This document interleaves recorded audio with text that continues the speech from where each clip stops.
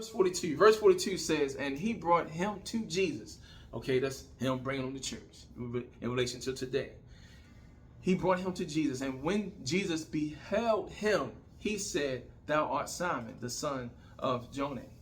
Thou shalt be called Cyprus, which is by interpretation a stone. Now, behold here, this passage, behold here means to look upon something with intensity, to look on someone with a concentrated look, to gaze. That's what it means, something with intensity, of how Jesus had beheld Peter, Simon, when he saw him. Now, Jesus took his time, and the part that made it really interesting, he took his time and made Peter matter.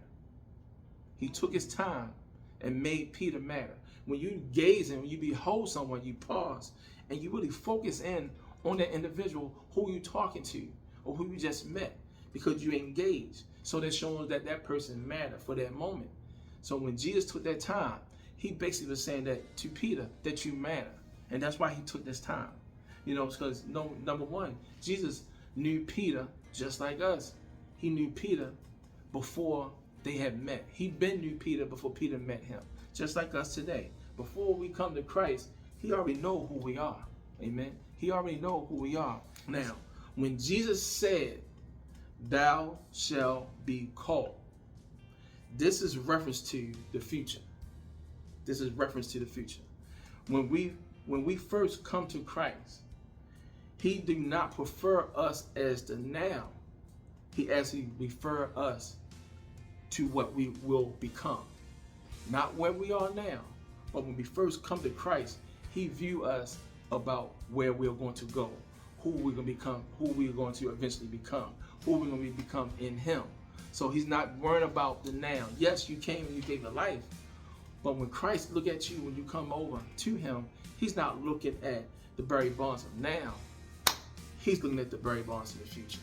So he was speaking forth when he was talking to Peter. Now, this is a prediction.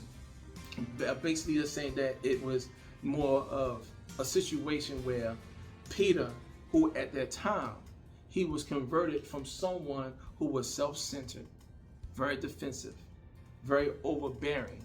Peter at this time was a carnal man.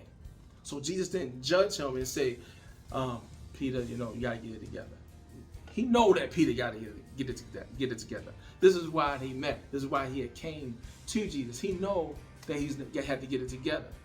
But what the Lord was able to do, predicting that this defensive man, this man who was self-centered, this man who was a carnal man, that he knew that he was going to be converted to someone that's going to be like a stone, someone who's going to be immovable, someone who's going to be an unbreakable rock for Christ. So this is why he ended and called him the stone, because he didn't look at Peter as what he was. He looked at Peter what he's going to become. So that when you are introduced to Christ, he's not going to look at you as who you are now, but he's going to call you and name you what you will become. That is something right there to be excited about.